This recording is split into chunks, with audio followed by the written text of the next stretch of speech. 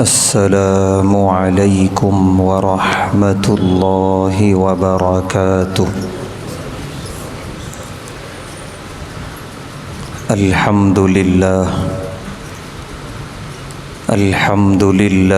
نحمدہ ونستعینہ ونستغفرہ ونؤمن بہ ونتوکل علیہ ونعوذ باللہ من شرور انفسنا ومن سیئات اعمالنا من یہدہ اللہ فلا مضل لہ ومن یضللہ فلا ہادی لہ ونشہد ان لا الہ الا اللہ وحدہ لا شریک لہ ونشهد أن سيدنا ونبينا وحبيبنا ومولانا محمدا عبده ورسوله أما بعد قال الله تبارك وتعالى في القرآن الكريم اعوذ باللہ من الشیطان الرجیم بسم اللہ الرحمن الرحیم انا بلوناہم کما بلونا اصحاب الجنہ اذ اقسموا لیصرمنها مصبحین صدق اللہ العظیم۔ ہر طرح کی تعریف اور حمد و ثنا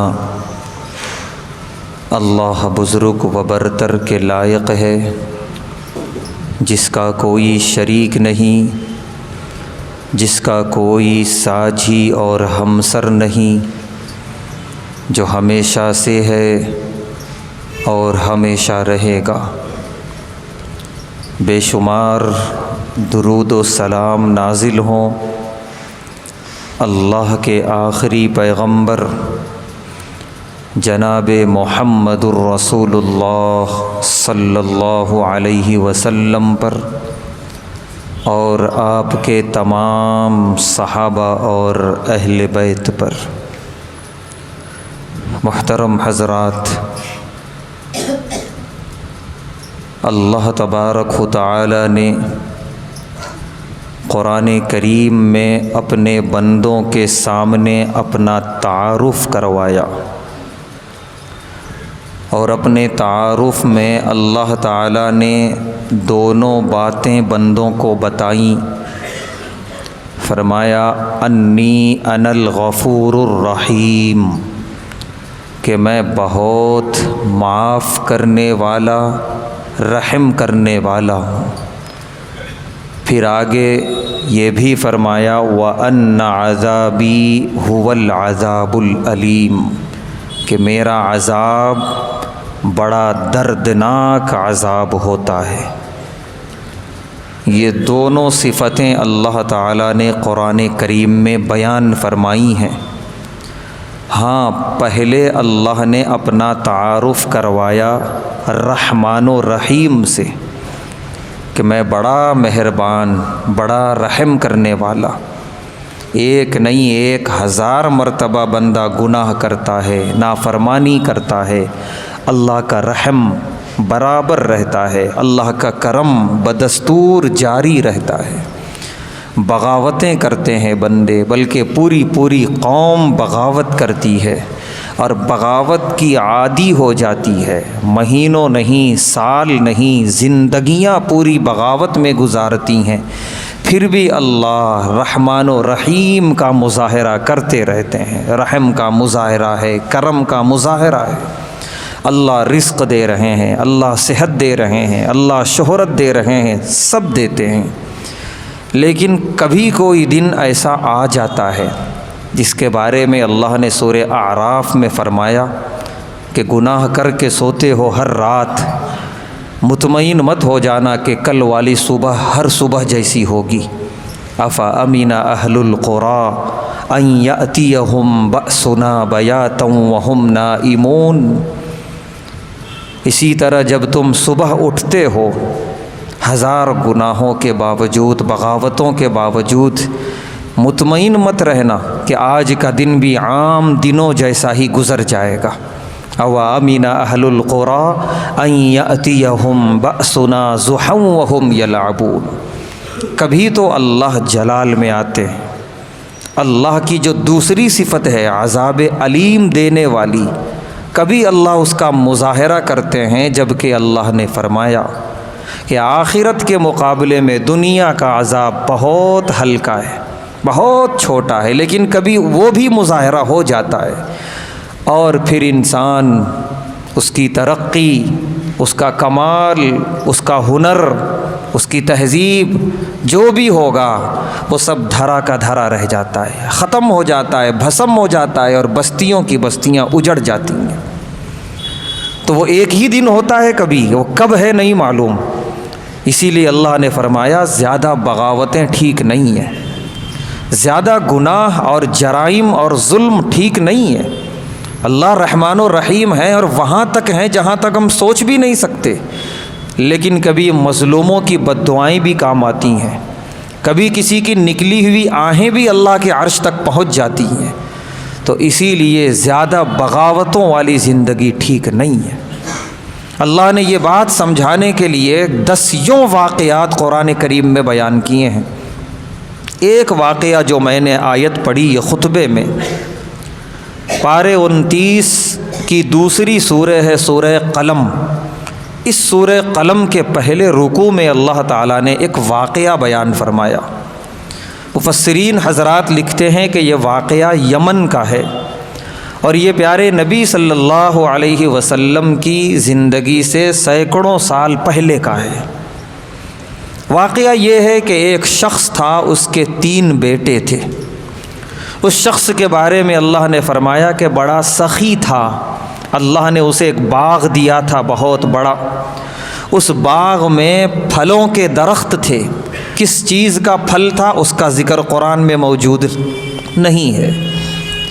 ہاں یہ ضرور ہے کہ جب پھل کاٹنے اور توڑنے کا دن آتا تھا وہ شہر میں عام اعلان کر دیتا، جتنے غرباء، مساکین، ضرورت مند ہیں وہ فلاں دن میرے باغ پہ آ جائیں، اور پورے ہاتھوں کو کھول کے بانٹا کرتا تھا۔ وہ اللہ کے غریب بندوں میں، مسکینوں میں، ضرورت مندوں میں بہت زیادہ بانٹتا تھا، اور کھلے دل سے الحمدللہ جو بچ جاتا وہ گھر لے آتا تھا۔ نتیجہ یہ ہے کہ اللہ نے اس کے باغ میں بے انتہا برکت دی تھی، اور بڑی دعائیں تھیں اس کو لوگوں کی کہ جس دن وہ باغ میں پھلوں کو توڑنے کا دن ہوتا وہ غریبوں کے لیے عید کا دن ہوتا، ضرورت مندوں کے لیے خوشی کا دن ہوتا، وہ ان کے دامن بھر جاتے تھے اور وہ دعائیں دیتے ہوئے جاتے تھے۔ یہ دعائیں بڑی کارآمد ہوتی ہیں جو ہم ضرورت میں کسی کو کچھ مدد کر کے حاصل کرتے ہیں خاموشی کے ساتھ۔ اس کی 3 اولادیں بڑی ہوئیں، سن شعور کو پہنچیں، تینوں نے یہ کہا کہ والد صاحب کچھ غلط جا رہے ہیں، نعوذ باللہ، اتنی بڑی مقدار میں یوں تقسیم کر رہے ہیں غریبوں میں، مسکینوں میں، اگر ہم یہ بیچ دیں تو اچھی خاصی رقم اور اچھے خاصے پیسے ہمارے پاس جمع ہو جائیں۔ وہ یہ نہیں سمجھ رہے تھے کہ اتنا جو آ رہا ہے باغ میں، اور بھی تو باغ ہیں شہر میں، لیکن وہاں کیوں اتنا نہیں آتا؟ وہ دیتے نہیں ہیں، بانٹتے نہیں ہیں، ان کے پاس اس لیے آ رہا ہے کہ بانٹ رہے ہیں۔ تو خالی وہ کثرت پہ نظر رکھے تھے، اتنا زیادہ والد صاحب دے رہے ہیں، یہ نہیں دیکھ رہے آ رہا ہے کہاں سے اتنا زیادہ، دعاؤں کی وجہ سے آ رہا ہے، بزنس اور تجارت کی وجہ سے نہیں۔ یہ تینوں والد صاحب کے خلاف رہتے تھے ہمیشہ، لیکن والد صاحب کے سامنے بولنے کی جرأت اور ہمت نہیں تھی۔ ایک دن ایسا آیا کہ والد کا انتقال ہو گیا۔ اس کے بعد اب یہ سارا کا سارا باغ ان 3 بھائیوں کے ہاتھوں میں آیا۔ قرآن میں اللہ نے فرمایا وَهُمْ يَتَخَافَتُونَ، ان تینوں نے آپس میں خاموشی سے مشورہ کیا کہ کس دن ہمیں پھل توڑنا ہے، کسی کو کانوں کان خبر نہ ہو شہر میں۔ کوئی غریب نہ آنے پائے ہمارے دروازے پہ، کوئی مسکین نہ آنے پائے، یہ سب کا سب ہم توڑ کے گھر منتقل کریں گے، خاموشی سے فروخت کریں گے اور ہم بہت بڑی رقم کے مالک ہو جائیں گے۔ یہ تینوں نے خاموشی سے یہ کام کیا اور اس ساری باتوں کو راز میں رکھا کہ کون سی تاریخ کو جانا ہے، اور یہ بھی طے کیا کہ رات کے اندھیرے میں جانا ہے۔ اللہ نے فرمایا کہ نیت بدلی ہے، اللہ کا فیصلہ بدلا ہے۔ فطاف علیہا طائف من ربک، ایک فرشتہ آسمان سے آیا اور اس باغ پہ ایک چکر لگایا، طواف کیا، اس کے بعد چلا گیا اور سارا کا سارا باغ جل کر راکھ ہو گیا۔ فاصبحت کالصریم، جیسے درانتیوں سے کاٹ دیا جاتا ہے کھیت کو، کچھ نہیں بچتا، صرف زمین ہوتی ہے، اسی طریقے سے صرف زمین تھی اور راکھ تھی۔ اللہ کو جو کرنا تھا اللہ نے وہ کر دیا۔ تینوں بھائی نکلے ہیں رات کے اندھیرے میں، اور رات کے اندھیرے میں جب اپنے باغ پہ پہنچے ہیں باغ ہی نہیں ہے۔ ان لوگوں نے کہا انکم ایھا الضالون، کہ ہم کچھ غلط راستے پر آ گئے ہیں، ہم بجائے اپنے باغ پہنچنے کے کہیں اور پہنچ گئے ہیں، پھر سے ہم اپنے راستے کا جائزہ لیں۔ انہوں نے راستے کا جائزہ لیا، تحقیق کی، تفتیش کی، پتہ یہ چلا کہ بالکل صحیح جگہ پہنچے ہیں، بس ہمارا باغ موجود نہیں ہے۔ اللہ کو ماننے والے تھے وہ، ان کا والد مسلمان تھا، حضرت عیسیٰ علیہ السلام کی شریعت پر ایمان رکھنے والا تھا، تو کم سے کم اللہ پر ایمان تھا، تو وہ اس نتیجے پر پہنچے کہ ہم نے اپنی نیتیں خراب کر لیں، ہم نے بغاوت کی ہے اللہ کے خلاف، اپنے والد کے اصول کے خلاف۔ اس بغاوت کا نتیجہ یہ ہے کہ ہمارا باغ جل کر راکھ ہو گیا۔ وہ تینوں گھر آئے، انہوں نے توبہ کی اللہ سے، بہت گڑ گڑائے، عسیٰ ربنا ان یبدلنا خیرا منہا انا الی ربنا راغبون، اللہ کی طرف راغب ہوئے اور کہا کہ اے اللہ ہم پھر سے بیج ڈالتے ہیں اس باغ کے اندر، ہم توبہ کرتے ہیں، آئندہ ایسا نہیں کریں گے، ہم والد صاحب کی طرح غریبوں میں یتیموں میں بانٹیں گے، اے اللہ پھر سے اس باغ کو پہلا جیسا بنا دیجیے، ہم پھر سے محنت کر رہے ہیں۔ اللہ نے واقعہ یہاں پہ ختم کر دیا۔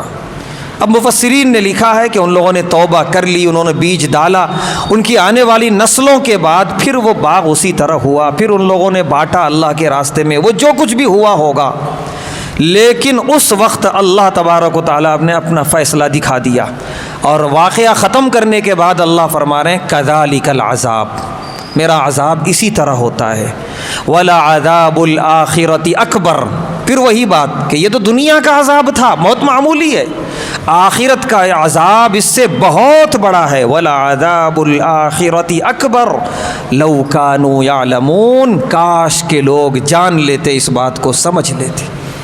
اس واقعے میں دو سبق ہیں۔ ایک سبق تو یہ ہے کہ اگر اللہ نے ہمیں دیا ہے تو اللہ کی راہ میں دینے میں کنجوسی نہ کریں، بخیلی نہ کریں، اپنی استطاعت کے بقدر دیتے رہیں۔ ہاں حالات آ گئے، ہمارا ہی رزق تنگ ہو گیا تو الگ بات ہے، لیکن اللہ دے رہے ہیں اور ہم ہاتھ روک رہے ہیں، یہ اللہ کو پسند نہیں، اور اللہ کی راہ میں دے رہے ہیں تو اللہ کو بے حد پسند ہے۔ اللہ وہاں سے رزق دیں گے جہاں سے ہم سوچ نہیں سکتے۔ ایک سبق تو یہ ہے، دوسرا سبق یہ ہے اللہ کا عذاب کبھی بھی آئے گا اور کہیں بھی آئے گا، کسی بھی شکل میں آئے گا، کبھی زمین لرزے گی، زلزلہ ہوگا، تو کبھی طوفان اور سیلاب کا قہر ہوگا، تو کبھی ایسی بے قابو آگ ہوگی کہ انسان صرف دیکھتا رہ جائے گا اور سب کچھ ختم ہو جائے گا۔ یہ عذاب جو اللہ نے اس قوم پہ اتارا، اس خاندان پہ، وہ آگ کا عذاب تھا۔ اسی طریقے سے ایک قوم گزری ہے، قوم شعیب، حضرت شعیب علیہ السلام کی قوم جو مدین میں آباد تھی، بڑا ترقی یافتہ علاقہ تھا مدین کا، اتنے درخت، اتنا گھنا جنگل، اتنے زیادہ میوے جات اور پھل اللہ کی طرف سے تھے، اور اتنا ان کو تجارت کے لیے یہ ساری چیزیں مہیا تھیں، مگر یہ قوم اتنا اللہ کی نعمتیں ملنے کے باوجود بھی ناپ تول میں کمی کیا کرتی تھی، سامنے والے کو دھوکہ دیا کرتے تھے یہ لوگ، بڑی مہارت کے ساتھ، بڑی سازش کے ساتھ۔ حضرت شعیب علیہ السلام نے بہت سمجھایا لیکن یہ نہیں مانے، اللہ تعالیٰ نے بارش روک دی، ایک عذاب یہ آیا، قحط، ان کے ہرے بھرے درخت سوکھ گئے، پھلوں سے خالی ہو گئے، انتہائی یہ لوگ قسم پرسی کے عالم میں آ گئے، تنگ دست ہو گئے، اچھا خاصا خوشحال شہر انتہائی فقیری میں آ گیا۔ یہی عذاب ابھی ناکافی تھا کہ ایک دن ایسا ہوا کہ طویل قحط سالی کے بعد کالا گھنا بادل آتا ہوا نظر آیا۔ قوم والے خوش ہو گئے کہ اب بارش ہوگی، اب ہمارے درخت لہلہائیں گے، اب ہمارے حالات بدلیں گے۔ حضرت شعیب علیہ السلام نے فرمایا اس بادل میں بارش نہیں ہے، اللہ کا کچھ اور فیصلہ ہے۔ آپ پر جو تھوڑے بہت ایمان لائے تھے ان کو آپ ساتھ لیے اور بستی سے نکل گئے۔ وہ بادل قریب آیا اور قریب آتا چلا گیا، یہاں تک کہ جب بارش شروع ہوئی تو پانی نہیں بلکہ آگ کی بارش تھی۔ اور دوسری جگہ قرآن میں اللہ نے فرمایا فَأَخَذَتْهُمُ الرَّجْفَةُ، زمین بھی ہل رہی تھی، زمین سے زلزلہ، آگ سے، آسمان سے آگ کی بارش۔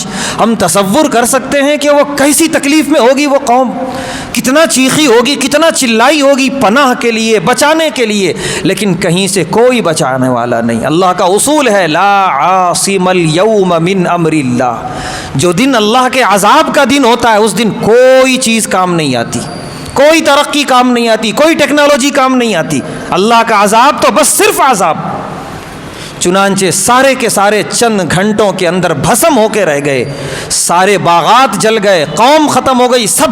اللہ نے فرمایا کچھ دیر کے بعد ایسا سناٹا ہو گیا کأن لم یغنوا فیہا، جیسے یہاں کبھی کوئی آباد ہی نہیں تھا، ایک سناٹا قبرستان کی طرح۔ یہ اللہ کے صفات میں سے ایک صفت یہ بھی ہے ذوالجلال، اللہ جلال والے ہیں، قہر والے ہیں، عذاب والے ہیں۔ اور اللہ جگہ جگہ کبھی زلزلہ تو کبھی طوفان تو کبھی کسی اور شکل میں دنیا کے مختلف علاقوں میں اللہ کا عذاب آتا ہے، ہلکا ہلکا، آخرت کے مقابلے میں بہت معمولی، اس لیے تاکہ دنیا میں دوسرے علاقوں میں بسنے والے لوگ عبرت حاصل کریں۔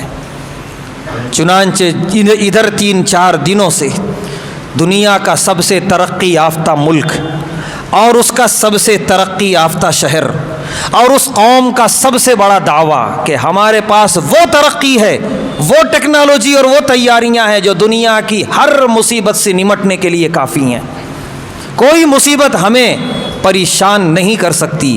لیکن اللہ تبارک و تعالیٰ نے وہ کون سی ہوا چلائی، وہ آگ کدھر سے آئی کہ وہ صرف اپنی آنکھوں سے دیکھتے رہ گئے، کہہ کچھ نہیں سکے۔ آنکھوں میں آنسو ہیں، رو رہے ہیں، چیخ رہے ہیں، چلا رہے ہیں۔ وہ لوگ، یقیناً اس میں وہ لوگ بھی ہوں گے جو اتنے بڑے مجرم نہیں ہوں گے، لیکن جو مجرم ہیں ان کا خاص طور پہ ذکر کرنا ہے یہاں پر۔ وہ مجرم جو خوشیاں منا رہے تھے غزہ کی بمباری پہ، جو اپنے ٹویٹر پہ لکھ رہے تھے کہ انہیں اور مارا جائے، نعوذ باللہ، ختم کیا جائے غزہ والوں کو، ہم آپ کے ساتھ ہیں، اسرائیل کا ساتھ دے رہے تھے۔ وہ لوگ نیوز چینل کے سامنے بلک بلک کر بچے کی طرح رو رہے ہیں کہ ہمارے پاس کھونے کے لیے کچھ نہیں بچا سوائے موت کے۔ وہ لوگ بھی تھے۔ عرب نیوز چینل نے یہ خبر دی، الجزیرہ نے، کہ چند دن پہلے، کیونکہ وہ جو شہر ہے جہاں آگ لگی ہے اس کی بڑی آبادی خدا کی منکر ہے، اصل ان کے بارے میں بات کرنی ہے، خدا کی منکر ہے، خدا کو مانتے ہی نہیں ہیں وہ لوگ، کہتے ہیں یہ کائنات خود بنی ہے، خود چل رہی ہے اور ہم مر کے بس ختم ہوا ہو جائیں گے اور کچھ بھی نہیں ہے، حساب و کتاب کچھ نہیں ہے۔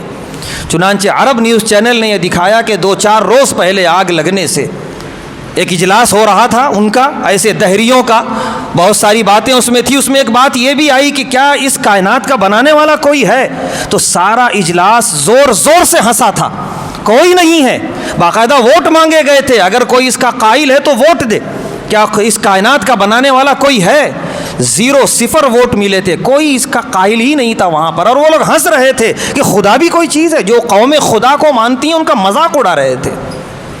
4 دن کے بعد خدا نے بتا دیا خدا ہے، اور ایسے ہے کہ تمہاری ساری یہ شہرت، دولت، یہ ٹیکنالوجی یہ کسی کام آنے والی نہیں ہے۔ اپنی آنکھوں سے دیکھ رہے تھے، پہاڑوں تک پہنچی ہے آگ، ان کی بلند و بالا عمارتوں تک پہنچی ہے۔ جو کتاب میں پڑھتے ہیں کہ جہنم میں ایسے شعلے ہوں گے، وہ شعلے دکھائے گئے ہیں، 1000 چھپانے کے باوجود بھی دنیا نے دیکھا۔ اس قوم کو اللہ نے دکھایا جو قوم ہنس رہی تھی کیا خدا بھی ہے، نعوذ باللہ، اللہ نے بتا دیا ہے، اور ابھی بہت ہلکا سا احساس دلایا اللہ نے۔ اللہ اس سے بڑے جلال والے ہیں، اس سے بڑے قہر والے ہیں۔ اگر دنیا والے اس مذاق کو نہ چھوڑے اور اللہ کی طرف رجوع نہ ہوئے تو اللہ اس سے زیادہ طاقتور ہے، اللہ کے پاس اس سے زیادہ قدرتیں ہیں، اس سے زیادہ اختیارات ہیں۔ ان میں جو مجرم نہیں ہے انہیں ایک طرف رکھا جائے، کیونکہ اللہ نے فرمایا جب میرا عذاب آتا ہے تو سب کو گرفت میں لیتا ہے۔ واتقوا فتنة لا تصيبن الذين ظلموا منكم خاصة، میرا جب عذاب آئے گا تو یہ نہ سمجھو صرف ظالموں کو پکڑے گا، سب کو پکڑے گا۔ دوسروں کو اس لیے پکڑے گا کہ انہوں نے ظلم سے کیوں نہیں روکا ظالم کو، انہوں نے آوازیں کیوں نہیں اٹھائیں، تو سب کو گھیر لے گا۔ تو خاص طور سے جو ظالم ہے، جو مجرم ہیں، آج وہ ان کے کتے اور ان کی بلیاں جلی ہیں آگ میں تو ان کی لاشوں کو اٹھا کے رو رہے ہیں۔ ہمارا سوال صرف اتنا ہے، کیا غزہ کے بچے ان سے کمتر تھے؟ جن بچوں کو جلایا گیا، جن پر خوشی کا اظہار کیا تھا ان لوگوں نے، جن بچوں کو اتنا زیادہ مجبور کر دیا گیا، ان کی ماں کو چھین لیا گیا، ان کے والد کو چھین لیا گیا، ان کا گھر و بار تباہ کر دیا، وہ بغیر ماں باپ کے سہمے ہوئے زندگی گزار رہے ہیں، ان پر رونے والی آنکھیں کہاں چلی گئیں؟ آج ان جلے ہوئے کتے اور بلیوں پہ رونا آ رہا ہے۔ یقیناً ہم ہنستے نہیں، ہم ہنسنے والی قوم نہیں، ہم بھی کہتے ہیں کہ نفس نفس ہے، جان جان ہے، کاش وہ کتا بچ جاتا، وہ بلی بچ جاتی، لیکن کہنا یہ ہے کہ پہلے غزہ کے بچے بچنے تھے۔ کیا وہ بچوں کا کوئی قصور تھا؟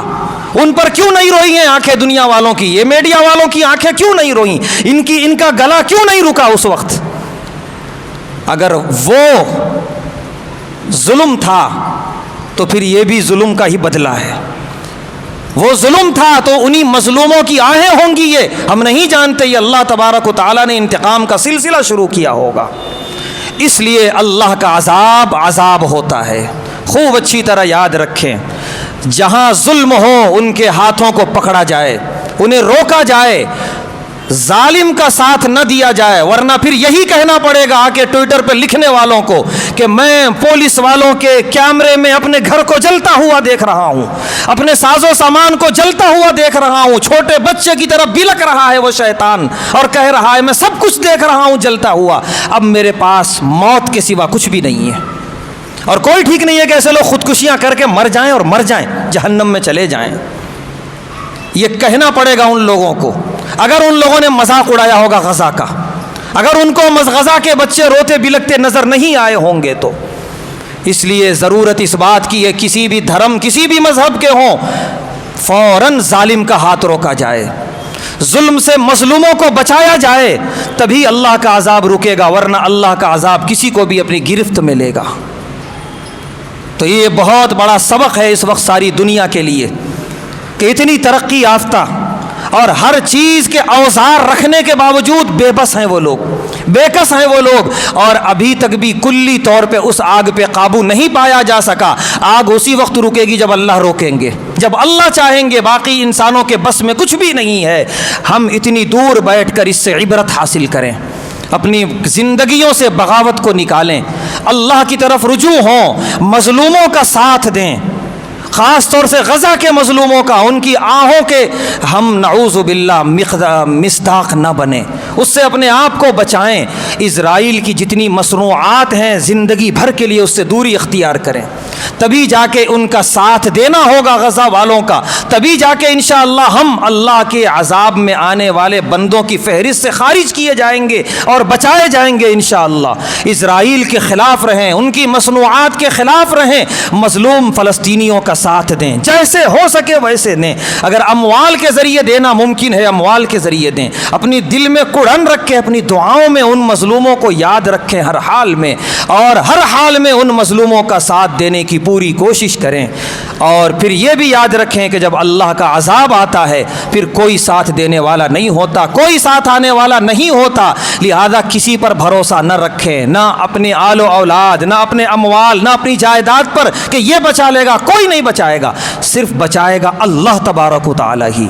لہذا ہر صبح و شام دعاؤں میں اللہ کے عذاب سے پناہ مانگے، نمازوں کی پابندی کریں، اپنے معاملات میں صفائی رکھیں، جھوٹ، دھوکہ، فریب ان سب سے دوری اختیار کریں، صاف ستھرا حلال رزق کمائیں، حرام سے اپنے آپ کو بچائیں، دن کی شروعات نماز فجر سے کریں اور بقیہ تمام نمازیں پابندی سے ادا کریں، قرآن کریم کی تلاوت کو اپنی زندگی کا محبوب مشغلہ بنائیں، کار خیر میں اپنی زندگی گزاریں اور اللہ کے عذاب سے، اللہ کے جلال سے اپنے آپ کو محفوظ رکھیں اور اللہ کی رحمتوں کے پناہ میں آئیں۔ اللہ تبارک و تعالیٰ سے دعا ہے، اللہ تبارک و تعالیٰ ہم تمام کو اپنے ہر چھوٹے بڑے عذاب سے محفوظ فرمائے، پوری زندگی اللہ اپنی رحمتوں اور اپنے کرم کے سائے میں ہمیں محفوظ رکھے۔ وآخر الدعوانا ان الحمد للہ رب العالمین۔